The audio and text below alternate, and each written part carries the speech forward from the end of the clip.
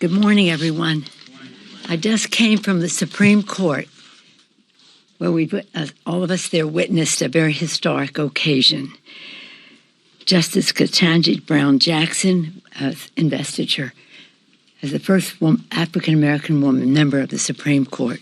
I think there's something like 109 members of the Supreme Court in our country's history. At long last, an African-American woman. It was pretty exciting. The president was there, and of course it was his appointment, and the Attorney General's role was to propose that. So it was pretty thrilling. At the same time, though, we're very sad and mourn the loss that Hurricane Ian is exacting in Florida. We're praying for those who have lost their lives, and it's unprecedented scale. The president said it's probably the biggest hurricane ever to hit Florida. Congress's pledges to be there for those who were affected now and in the future, including the billions more we have in this bill that is on the floor now in the CR that we're passing today. Nearly $19 billion more for FEMA. This has been a busy and historic week for those of us in the House. Yesterday, it was my honor to welcome 16 heads of state of Pacific Island nations to the United States Capitol. We had bipartisan, bicameral welcome for them, and we listened to them on how we can work together. This is part of the President's Pacific Partnership Strategy. The President and the administration, the President has had at least two-day summit meeting with the heads of the Pacific Island countries, and part of it was our role at the Capitol. And this initiative for the Pacific is one of the reasons why I took my congressional delegation to the region. We went to Singapore, Malaysia, Japan, Taiwan, Korea, to be part of the Indo-Pacific economic framework is one part of it, and now this with the Pacific Islands. It was pretty exciting. We're talking about security, economy, and governance, and how we can work together to have free, open, and safe countries in the region in partnership with them. Also yesterday, I say this with excitement because it's personally exciting to me to celebrate the legacy of our 33rd President, Harry Truman, where we had the unveiling of the statue with his family there. Pretty exciting, honoring his commitment to democracy. All of us who spoke, Democrats and Republicans, talked about President Truman's commitment to democracy. The statue is there because Missouri has sent the statue to represent them, and again, a moral, visionary leader. I say personally because the President came to Baltimore to campaign for my father, who served in Congress when President was Vice President and President, old friends, and I conveyed to them my personal story of meeting Harry Truman. It was very exciting. I'm sure many people in the room probably had met Harry Truman, but not many members of Congress. Okay, so now to our legislative agenda. Today we're doing the continuing resolution. Again, ensures that full government services will have full government funding through December 16th, and that gives our appropriators more time to come for a funding agreement for next year. As I always say, left to their own devices, the appropriators can find a bipartisan way, having said that as an appropriator myself. As we pass it, I just want to mention that it addresses key priorities, $12.3 billion for the fight for democracy in Ukraine, $4.5 billion for disaster relief for New Mexico, Puerto Rico, Florida, and Alaska, and other communities. And additional, as I said, $18.9, almost $19 billion for FEMA's disaster relief fund. Some of it needed right away for Ian, but it's more will be needed. And then $1 billion to help working families pay higher energy bills, and $20 million to respond to the water needs in Mississippi, in Jackson, Mississippi. Also, we'll be passing today on the floor, I think the debate is right now on it, legislation to honor our promises to the families of those killed in the 9/11 terror attacks. There's a shortfall of funding for the families and the children of families, spouses and children of the families. I think it's first up before the CR, right? The family. But in any event, in one order or another, the legislation, the Fairness for 9/11 Families, ensures access to United States victims of state-sponsors terrorism fund for spouses and children. We have some other needs to meet as deadlines come for health benefits and the rest, and we're fully committed to providing those, maybe even before the end of this year, we'll see. But we certainly will meet the health needs of our first responders on 9/11. We look back on this session with great pride as we come to this part of it. We will be back in a lame duck for more, but we put people over politics, lower cost, for example, lower healthcare cost, as well as prescription drug costs. I'll go more into that. Lower cost, bigger paychecks, and safer communities. This summer, we passed and the president signed into law, as you know, the Inflation Reduction Act. It slashes costs, including, as I say, extending the ACA subsidies, which is lower cost for health care for families, and lowering prescription drug prices. It creates millions of good-paying jobs by delivering the most significant climate change legislation in our country's history, and any country's history, to cut carbon pollution by 40% and lower energy costs, and dramatically lowers the deficit while fully being paid for by taxing wealthy and corporate that they pay their fair share, especially those who are cheating on their taxes. Alongside the Inflation Reduction Act, we are very proud to have passed the American Rescue Plan, put millions to work rebuilding America and delivering clean water and broadband across America. Well, that's in the infrastructure law. But the American Rescue Plan powered record job creation and rescued our economy from the depths of the pandemic. The PACT Act, providing life-saving care and remedies to millions of our veterans who sacrificed for our freedom. This is historic, hundreds of billions of dollars. I want to thank our chairman of the Veteran Affairs Committee, Mark Takano, for his leadership on that role, and so many others, Raul Ruiz, so many others were part of the intellectual leadership on that. The Bipartisan Safer Communities Act, gun violence prevention law to prevent background check, keep guns out of the hands of those, and Chips and Science Act, you know that very well, lowers cost. Now, all these became law. The Chips and Science ensures a diverse workforce with STEM. In California, we say STEAM, science, technology, engineering, the arts, mathematics, independent on foreign semiconductor manufacturers.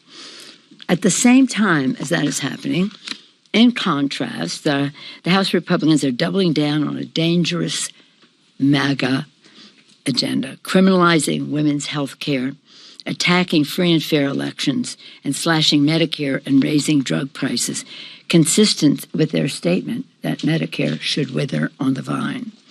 First, to criminalize women's health care, including birth control in all 50 states. The extreme MAGA House GOP is already on record about their extreme plans for a nationwide abortion ban. The overwhelming majority of House Republicans have co-sponsored a bill to criminalize abortion in all 50 states before most women even know that they are pregnant, punishable with a 5-year prison term for sentence for doctors. 166 House Republicans co-sponsors a Life Begins at Conception bill to criminalize all abortion after fertilization. Okay, so much for freedom in our country.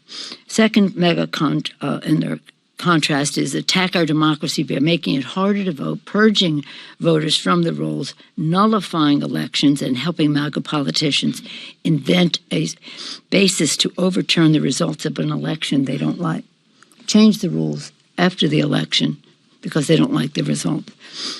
147 House Republicans, I remind you, on that night when there was violence and an assault on the Capitol, an incitement of insurrection by the President of the United States, blood on the floor, shattered glass, assault on our Capitol, our Constitution, and our democracy. 147 House Republicans voted to overturn the results of the 2020 election. 203 House Republicans showed their support for the dangerous extreme MAGA assault on free and fair elections by voting against the Presidential Election Reform Act, hoping to leave our elections vulnerable to the next MAGA effort to overturn them. We talked about women's right to choose, freedom of personal choice. We talked about assault on our elections, and then the third, which was part of their rollout and previous to their rollout, the slash Medicare and Social Security and raise seniors' drugs prices. We are so proud that in the Inflation Reduction Act, an historic provision was in there, something we've been working on for a long time, to enable the Secretary of Health and Human Services to negotiate for lower drug prices, lowering the cost of prescription drugs, capping what seniors need to pay to $2,000 a year, and again, preventing pharmaceutical companies from exploiting the consumer by raising prices above the cost of inflation. This exploitation is something that the Republican pharma has said will pay for that. Democrats will pay for that. So they want to do that. They've called it for slashing and again, somewhat privatizing of Social Security. We've been down that path before. And ending Medicare as we know it as part of this year's Republican Study Committee budget. They have this in writing. Now House Republicans have promised to repeal, as I said, the lower prescription drug costs, raising costs for seniors in order to hand billions of dollars of profits to their friends, Big Pharma. As I said, Big Pharma said, we're going to pay for lowering seniors' prescription drug prices. The American people see the contrast in priorities. It's clear. Democrats put people greater. I love the greater than mathematical. People greater than politics. Lower cost, bigger paychecks, safer communities. So this is a contrast. This is an election, as we come up on it now, not to talk politics, but civics. This is an election about contrast. Nationwide abortion ban, respecting freedom of choice for families. Again, kitchen table issue like prescription drugs, lowering the cost of prescription drugs, the Republicans wanting to reverse that.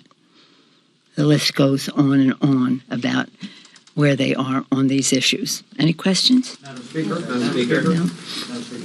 Let's see. Speaker. Yes, sir. Madam Speaker, thank you.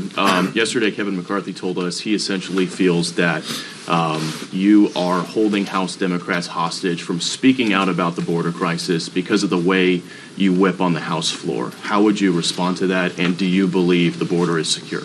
Well, I believe that we have to have a secure border, and I think that we are trying to address, the president has a plan to address that. Securing our border is part of our security, to protect and defend our country. Let there be no doubt. I don't respond to those kind of questions. I mean, with all due respect, I'll respect to your question at the end, but not to his comments, because I don't even know what he's talking about. And I don't know if he does. But the fact is that we have a responsibility to secure our border. We also have a responsibility to recognize the importance of newcomers to our nation. Right now, the best thing that we can do for our economy is to have comprehensive immigration reform. We have a shortage of workers in our country, and you see even in Florida, some of the farmers and the growers saying, why are you shipping these immigrants up north? We need them to pick the crops down here. But that doesn't mean that we don't recognize recognize our moral responsibility as well. When the president, the former, occasional occupant of the White House who preceded President Biden, when he had the ban on Muslims, everybody came forward. Our military, our diplomats, our faith community. And one part of the faith community, the evangelical community of America, they came forward and said, the refugee resettlement program of the United States is the highlight of our humanitarianism in our country. It is. We have a responsibility to accept some of these people, but we have to know that they qualify for that.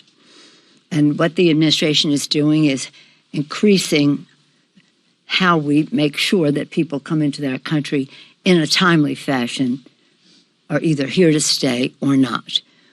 But protecting the border is our responsibility. We all know that, and that is something that we will work on. And again, my suggestion has always been to have the adjudication of some of this at the Guatemalan border before people pay coyotes billions of dollars to risk their lives coming across Mexico and maybe turned away at the border.